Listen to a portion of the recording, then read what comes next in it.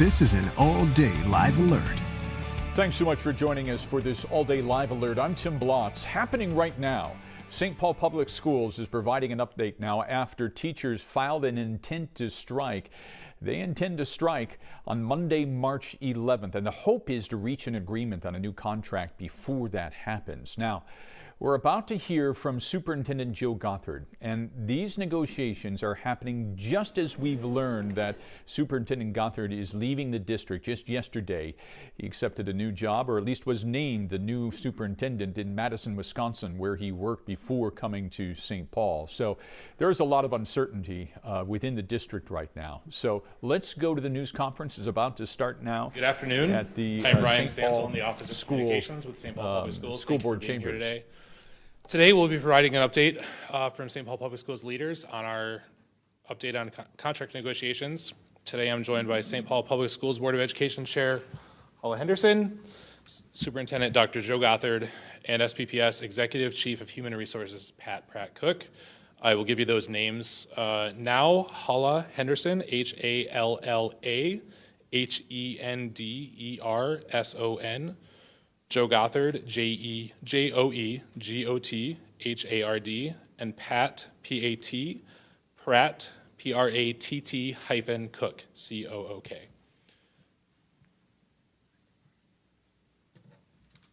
Director Ward is here as well, and Chair Henderson will say a little bit more about that in a second.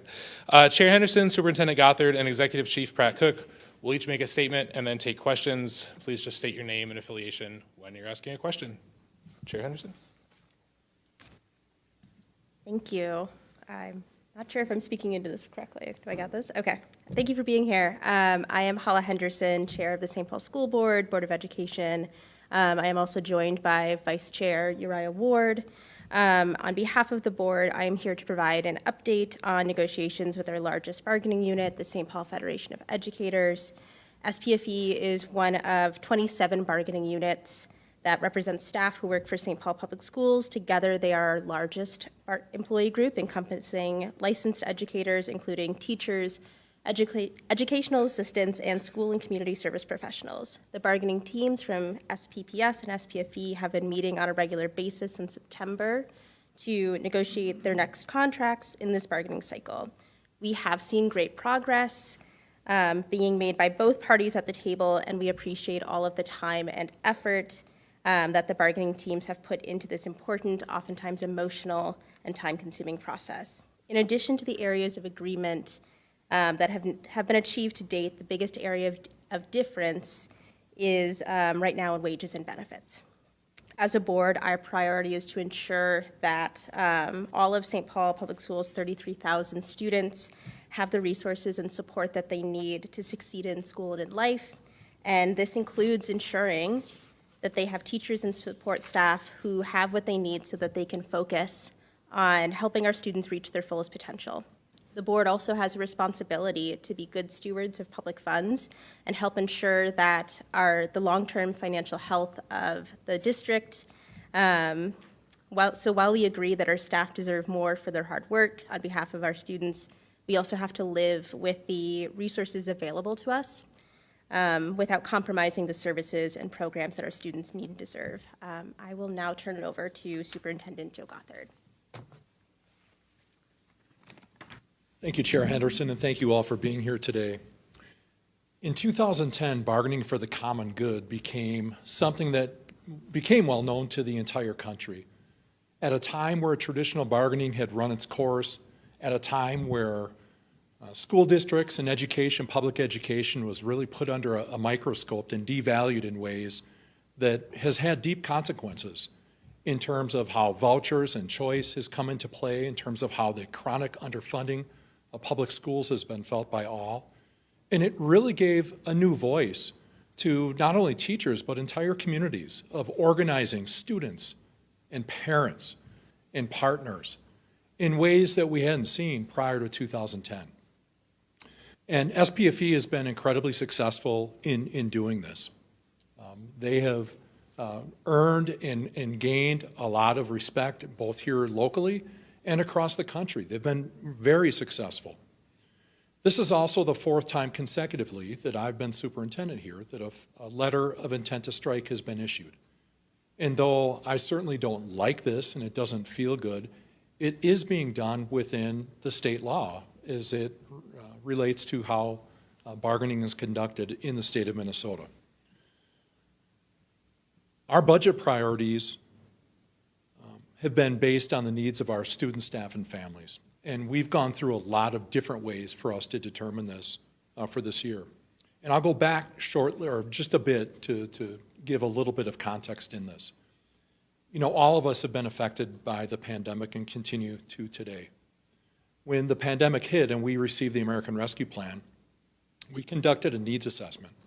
And we heard from more than 11,000 people giving us feedback on what they believed students, staff, families, and the community needed. Last winter at this time, we endured a series of very serious school and community violence situations. And it caused all of us to really take a pause and re-engage with our communities in new ways to make sure that we were being responsive to the students and families and staff who needed us. And then most recently, we've conducted budget engagement to try to understand, based on all the priorities that we hear, that I think all of us agree with, what are the values that people hold so we can get to a place where we can make impact, collective impact, on the priorities that rise to the top. And those values that have come up time after time after time are literacy, safety and a sense of belonging, and respectful and respective schools. And some of the well-documented work that we feel compelled to sustain has been based on engagement with students, staff, and families alike. And I want to share some of these with you. And to give you a sense of where I'm going with this, although we face incredible budget challenges, there are $20 million or so in investments that we believe we've heard directly from our community, from our parents, from our staff, and from our students. And this is me directly hearing from our students. This isn't just survey data. This is out and working with our community. The first is literacy. I don't have to share with any of you that the literacy scores for students in the state of Minnesota, and certainly here in St. Paul Public Schools, are where any of us should feel comfortable or want them to be. We have great work to do. During the pandemic, we were fortunate enough to receive funding that allowed us to catalyze work that has been stagnant for years in terms of curriculum, training, and the structure to provide Tier 1 interventions, support to our classroom teachers to teach children who needed it most to read. That's our WIN strategy. What I need now is what WIN stands for. We've hired 84 teachers that I want to continue. With all the budget cuts and reductions and decisions that we're facing, I've told our team, I've told our community, to anyone who's listening, that I want to make this a priority. I've heard it from our community. They've given me, I believe, the license to say this is what we want. It's up to me to determine and share with our Board of Education of how we're making this a priority. Safety. As I shared with you, the history, some of the history on safety is school districts don't get a direct funding source for us to create safe and secure school districts. We get some funding in the Safe Schools Levy. The Safe School Levy that St. Paul Public Schools and all public schools in Minnesota receive is $36 per student. So if we do some math there, that's about $1 million. We spend nearly $5 million in our Security and Emergency Management department. And it's a department I'm proud of. I think we've done some incredible work. I think the work has been recognized locally throughout the state and quite honestly throughout the country in terms of how we've responded. You know, this is, July of 2020, the board voted to eliminate school resource officers. This has been one way that we've responded to our community and said, you know what, we're going to continue to have safe schools, but we need support to do that. I should also add that $36 per student has been that way since 2015. And if you want to know what it was previously, it was $30 per student. So it went up $6 per student in 2015, but it's been the same. So again, this is an investment that we choose to make because it's what our students, our staff, and our families have asked for. Next, related to safety, is buses. And I spent time with students last spring directly. And one of the things that consistently came up, many of you know, or the community should know, that during the pandemic with a driver shortage, that we had to eliminate around 100 routes throughout St. Paul Public Schools. So we had to rely on Metro Transit in order to get our high school students to and from school. And we heard mixed results. To many students, there were safety concerns. Many avoided it altogether. Some felt it was great. They had access throughout the city. But we made the decision based on that student feedback to restore yellow buses at our high schools. And I'm really proud to say our team worked so hard, Transportation Director Ben Hari and his team, to get the last school back online with yellow buses following winter break. That was Como Park Senior High School. And I think the results have been great. I've heard wonderful feedback from students and from families. So I'm really proud of that. That was a $4 million investment. So this isn't money just being spent because administration wants to make a decision. This is being responsive to what I'm hearing as the superintendent of St. Paul Public Schools from our students directly, from our families. And I chose to take action. I chose to direct a team at a time where we are reducing budget all over the place to say, this is what our students really want. They want to feel safe. It's a value our community holds. Lastly, culturally affirming schools. Again, at a time where enrollment is declining or stabilizing, depending on how you look at these past few years for St. Paul Public Schools, the charge from the community is many of our students and families leave because they don't feel seen, heard, and valued in St. Paul Public Schools.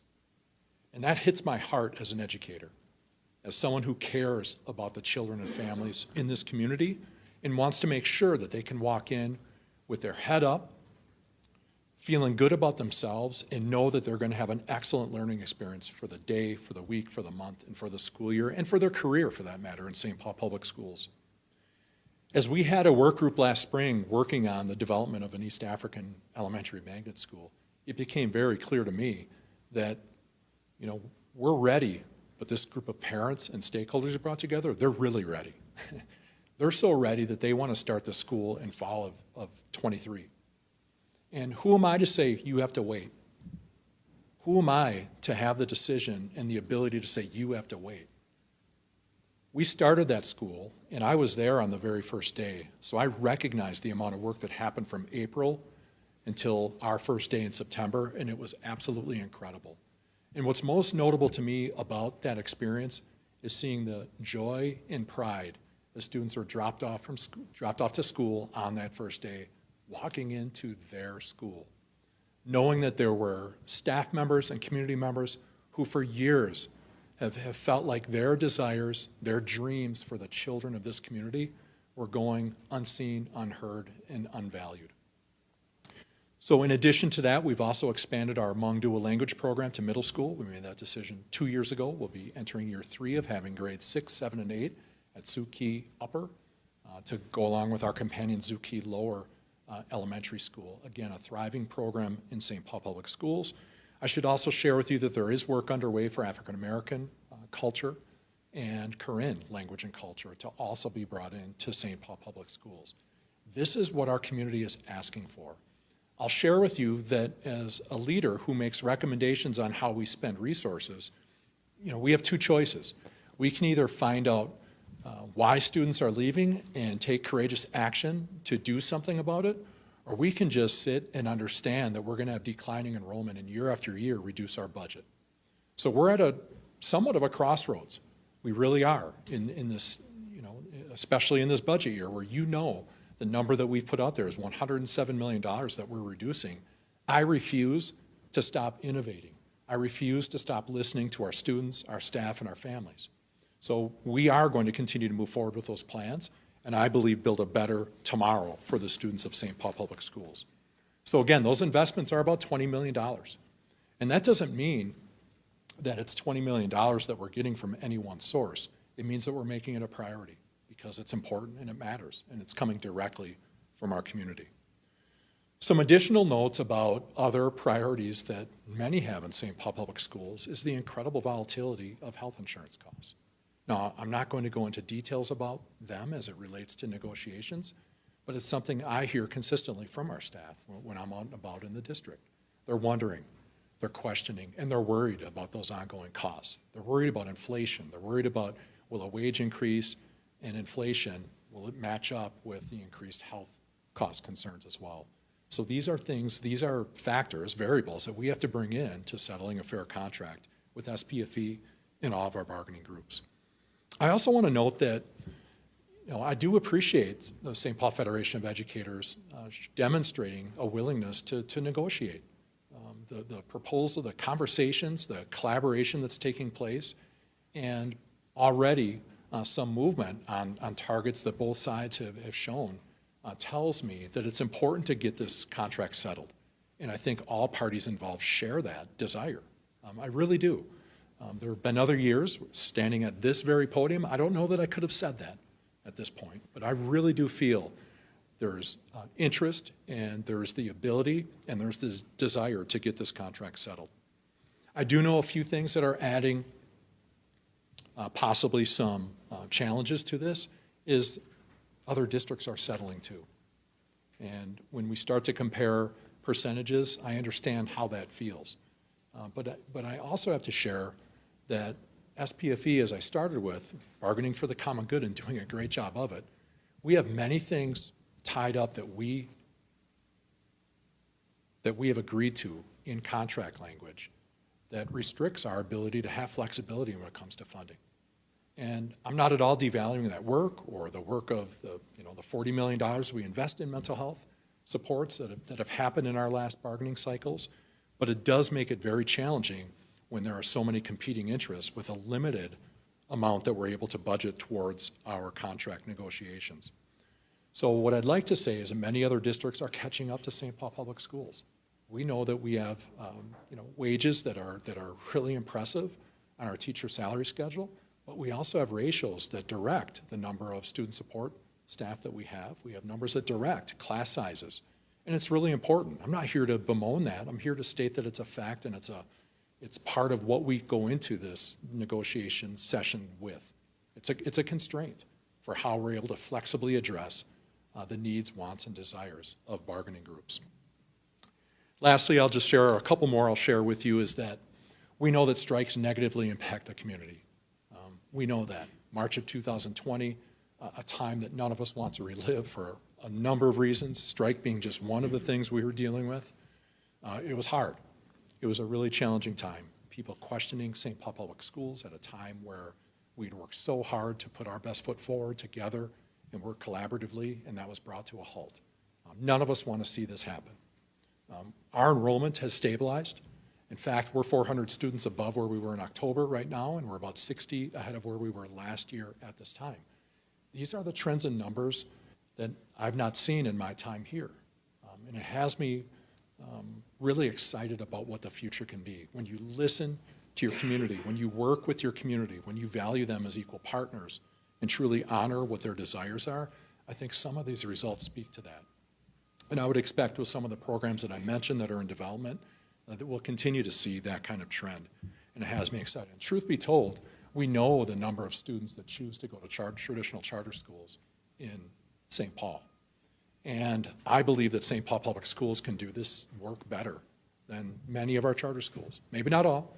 I'm not asking anyone to compare, but I want to serve St. Paul children in St. Paul Public Schools and provide them opportunities that they're asking for that otherwise they're choosing, sometimes at charter schools. We'll do whatever we can to settle this contract in a way that's fair to our taxpayers, all of our constituents, certainly our students and our families. I want everyone to know that that's top of mind for me. And it leads into this, my final comment. Yes, I'm leaving to go to Madison, and I'm excited about that opportunity. But I will share with you that my number one responsibility to my job, to the Board of Education, to all of you, is to make sure that this contract gets settled without a strike, and that we can move towards a transition that sets St. Paul Public Schools up for the most incredible future possible. And just really appreciate everyone who's worked so hard to get us here today. Know that we are going to hit the ground running on Friday, and we're going to settle this contract. Thank you. I will introduce Executive Chief of Human Resources, Pat Pratt-Cook. Thank you, Dr. Gothard, and good afternoon. As Chair Henderson indicated previously, SPPS has been in negotiations with SPFE at least on a monthly basis since the beginning of the school year. Dozens of proposals have crossed the bargaining table, going both ways, and we've made a lot of progress. To date, we have 25 tentative agreements that have been reached, and we also have 17 drops, and that's drops on both sides of the table. And so since January of 24th, we've actually had a total of 5 mediation sessions that's been facilitated by the Bureau of Mediation Services. Those have been full-day mediation sessions.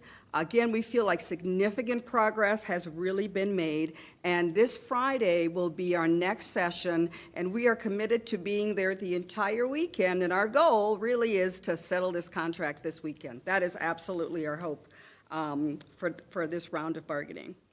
A potential educators' strike impacts not only our students, but has significant disruption for the greater community. Many families and other community members really rely upon us not only to provide educational services, but also to provide child care, early childhood family education services, adult education services, meeting spaces, recreational activities, etc.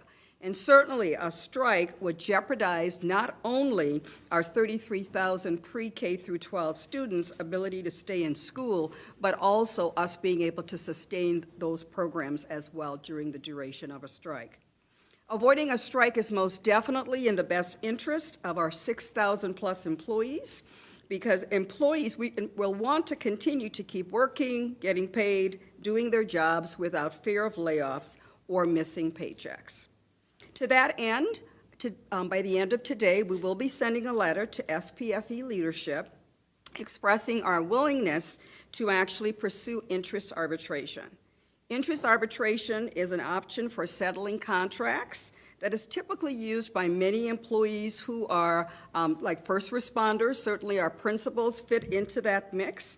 And this option would ensure that students have the ability to be able to remain in school and not be disrupted, have a disruption to the learning process. And the district can continue to operate as normal. And while in order for arbitration to move forward, we would need to have agreement by both parties. But that certainly is an option that is worth pursuing. As the lead negotiator for SPPS, I really want to emphasize that settling this contract is really our top priority right now. We really feel that this is very important for our entire educational community for this to get done as quickly as possible. As we move forward in this process, we will continue to uphold our values for bargaining with SPFE and all of our other bargaining groups.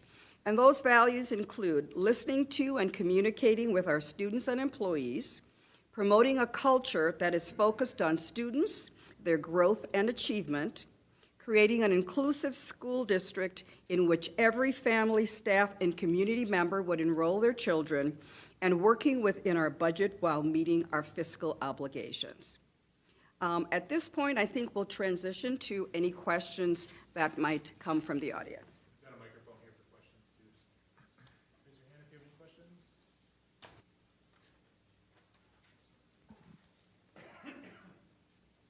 questions. Elizabeth, Minnesota Public Radio.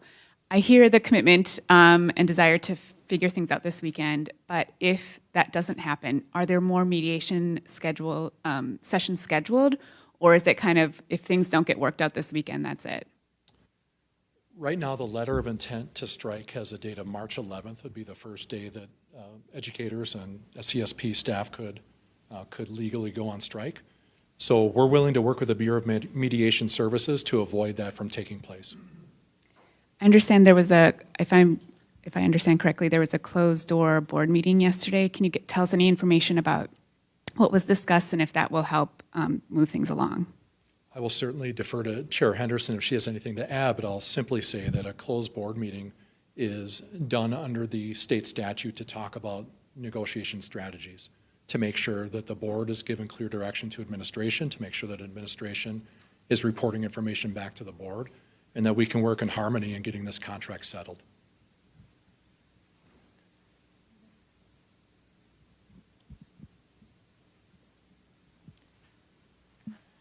Hi, Kyle with Axios. You said arbitration. Would this be binding arbitration? And can you talk about what that would mean? Is it quicker because the resolution would be dictated by an arbitrator to the district? Is that the process that you're describing? It's called interest-based arbitration. And basically, both sides would actually share what our proposals, what our positions are, what we're hoping to accomplish, and the outcome would ultimately be settled by the mediator, and it would be legally binding, yes.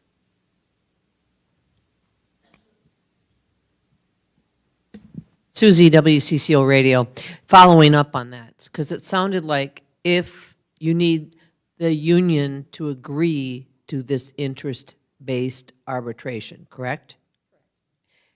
If they don't agree, then it's a moot point because you can't do it unless both sides agree, correct?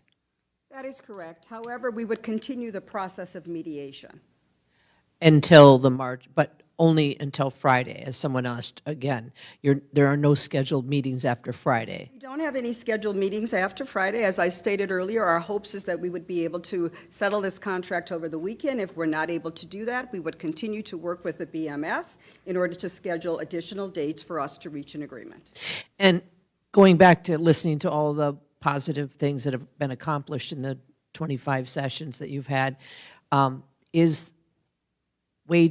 are wages and benefits continuing to be the major sticking point? And can you talk about how far away you are from one another in terms of numbers? I'm not sure that I could actually give you specific numbers today because anything that we've discussed to this point in mediation is still considered to be confidential. So we would not be able to give you anything publicly around what we've discussed since mediation has actually begun. What I can say is that in our last proposal prior to mediation, we had given a proposal of 2% increase to the base for most teachers, but a 3% increase to the base for people who were early on in the salary schedule in an effort to kind of boost up the starting salary in those first few steps and lanes for teachers.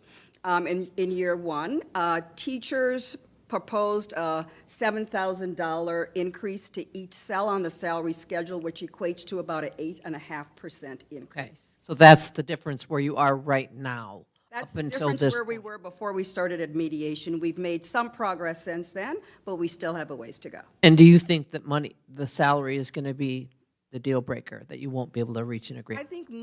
I think wages and benefits for rank and file are the two most critical issues, which is why that's our priority focus for this weekend. Yeah. And I understand Dr. Goddard mentioned all the money that was spent to invest in the district to make it more attractive, to get more students, to get more money. But at the same time, the teachers want the money. So is that sort of where you are, Dr. Gothard? Well, it's a balance. I mean, there's only so much, and to think that in the education of children that there's competing interests, I don't like to refer to it that way. I like to refer to it as how can we maximize the experience for our students while providing the support necessary for staff. So it really is about looking at how can we match the student experience with the staff who it takes to operate a school, a district. And there are many who just do incredible work. And as I shared, one thing we should point out here is that we received historic investment from the state of Minnesota. Don't get me wrong, we did. But if you look back to 2003 and you look at the amount that school districts were funded, it only brought us back up to that amount, a very little bit. So we're not going to make up for the historic investment in one budget biennium. I have hope for the future, I really do, but we certainly can't just go back to 2003 in one investment in the district.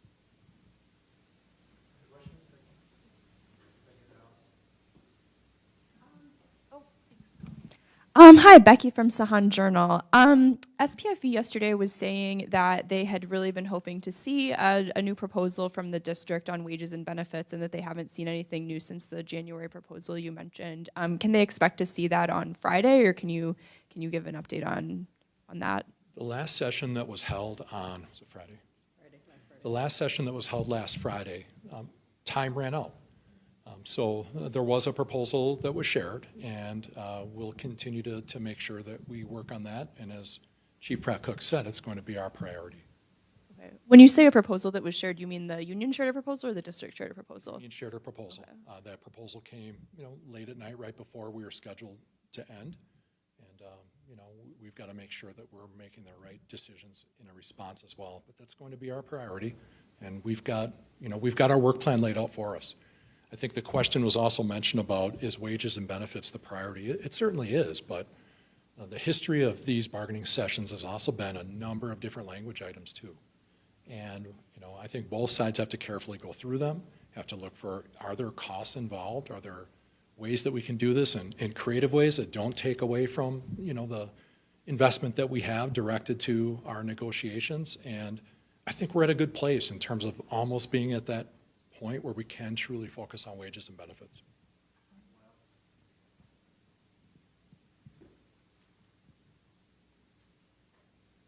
I was at Alex DeRosa, Pioneer Press. I was at last week's school board meeting, and it sounds like the district has identified areas where it wants to preserve resources, and it sounds like you have that $20 million in priorities.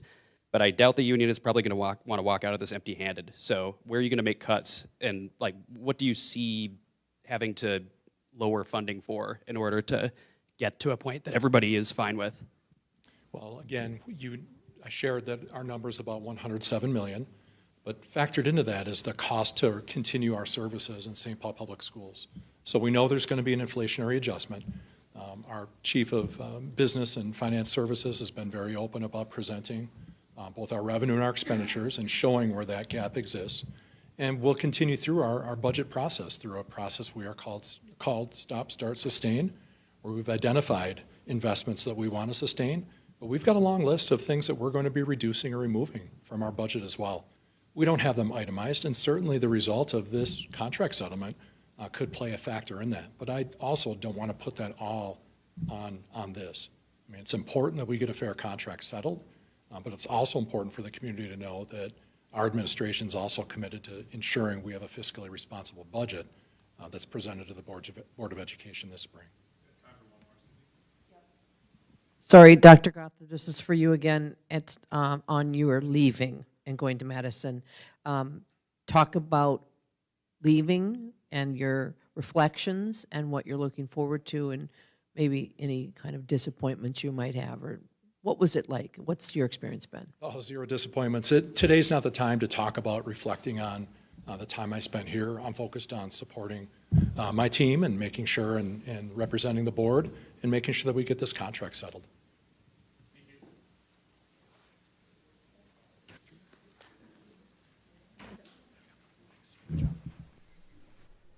And you've just been watching the St. Paul Public Schools administration along with Superintendent Joe Gothard talking about their contract negotiations with the St. Paul Federation of Teachers. They are set to sit down again on Friday to try and hammer out this contract that they've been working on for a long time now. 25 negotiation sessions so far. They are now in mediation. They have a mediation session coming up on Friday.